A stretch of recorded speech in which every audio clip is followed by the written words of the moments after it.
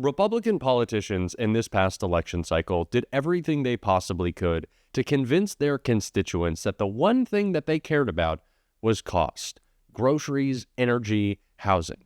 Cost. And so in some bizarro world in which Republicans actually kept their word, you'd assume that this new MAGA majority in the House and in the Senate would be focused on one thing with their first piece of legislation: cost. And you would be wrong. Of course you would be. Of course you would be wrong. Republicans do not actually care about cost, but what they do care about is attacking trans kids. Yes, Republicans in Congress want to make sure that trans kids in middle school and high school don't just have to worry about bullies in their classroom, but they also want to bully them from the position of the federal government. That's what we're doing with our time. That's what the newly elected MAGA majority is focused on. Well, yes, of course they are. It is ridiculous, it is awful, it is bigoted, and they are rightfully being called out for it. Not just by AOC, but my own member of Congress, Maxwell Frost, who was slamming not just MAGA as a whole, but Donald Trump as well for their bigotry, and I want to get into all of that. But before we do, if I could quickly ask you to leave a like on this video, and if you haven't already and you enjoy our channel, to hit that subscribe button. It goes a long way, and it really means the world to me. Now let's get into these takedowns of MAGA from AOC and Maxwell Frost right here. Organ is recognized. I'm honored to yield 2 minutes to the gentlewoman from New York, Representative Ocasio-Cortez. Thank you so much, Madam Chair, Madam Ranking Member. Here we are today, Republicans who have voted consistently against the Violence Against Women Act, who have taken away the right of all women to choose and have control over their own body, who, as women are bleeding out in parking lots across the country, standing there, allowing us to die, now want to pretend today that they care about women. And why? To open up gender and, yes, genital examinations into little girls in this country in the so-called name of attacking trans girls. And to that, today, what we have to say are 2 words: not today. The majority right now says there's no place in this bill that says it opens up for genital examinations. Well, here's the thing. There's no enforcement mechanism in this bill. And when there is no enforcement mechanism, you open the door to every enforcement mechanism. Trans girls are girls. And for all the folks that are so concerned, thank you for your concern about women for the first time that I've seen. I don't know about y'all, I don't know who's been to gym class lately, but girls, even if you only believe in 2 genders, I've played co-ed sports all the time. But what this also opens the door for is for women to try to perform a very specific kind of femininity for the very kind of men who are drafting this bill, and to open up questioning of who is a woman because of how we look, how we present ourselves, and yes, what we choose to do with our bodies. I know who loves this bill. Yes, bigoted folks love this bill. Assaulters love this bill. But also, CEOs love this bill. Because Los Angeles is on fire right now. And this is the #1 priority this majority has. Thank you, and I yield back. The gentleman has the floor and is recognized. Never did I think that my first debate of this new Congress would be debating a Republican bill that empowers pedophiles and predators. They say it's about protecting women, but that's a damn lie. This bill puts all girls, all children at risk in our school systems and across this entire country. We have a bill like this in my state of Florida. And I'll tell you this quick story of a high school student who was student government president of her entire school. And now she's forced to take classes online after authorities published a 500-page report where they forced her classmates to share whether or not they have seen her naked in the locker room and seen her genitalia. Strangers, adult men, could ask girls as young as 4 years old personal questions about their body. And so my question is, they say it's about protecting girls, but for people listening at home, is it protecting girls to empower strangers to question your daughter about what's in their pants? No, it's disgusting. Is it protecting girls to empower adult men to ask your daughter to inspect what's in her pants while you're not around? No, that is pedophilia. It is predatory behavior.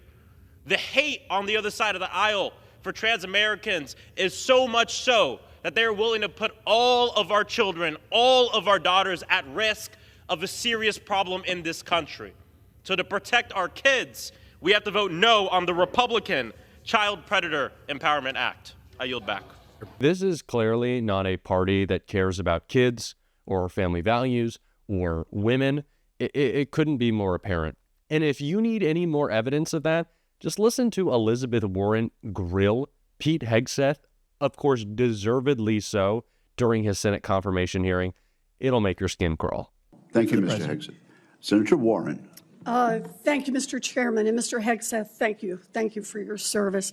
So if you're confirmed as Secretary of Defense, you will oversee our military, including about 250,000 women who currently serve on active duty in the Army, the Navy, the Air Force, the Space Forces, and the Marines.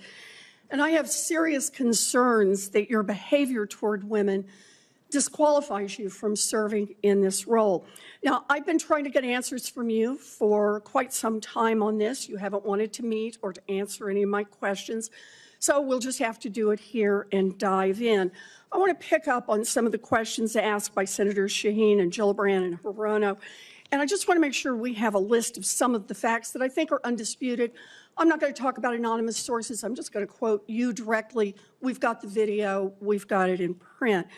So going back to January 2013, you told a Fox News interviewer that women in the military simply couldn't measure up to men in the military, saying that allowing women to serve in combat roles would force the military to lower the bar. You picked up on that same theme in 2015, making remarks on Fox News, referring to women in combat as, quote, it would erode standards.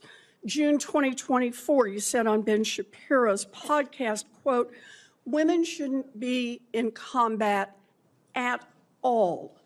And then, of course, we've talked about it in 2024. You published a book, and you say on page 26 of your book, we need moms, but not in the military, especially in combat units. Page 48 of your book, you claim that women should not be in combat roles because men are distracted by women. And then 10 weeks ago, you appeared on the Sean Ryan show and said, I'm straight up just saying we should not have women in combat roles. Now, I presume you recall making all these statements? Senator, I'm not familiar with the article you're pointing to in 2013, but it underscores my argument completely, because in that 2013 argument, I was talking about standards. No, standards are what it's always been about, Senator. Let's not have Senator. this same fight again. Always been about Senate I've standards. quoted you directly. We've got the video. We're happy to show it.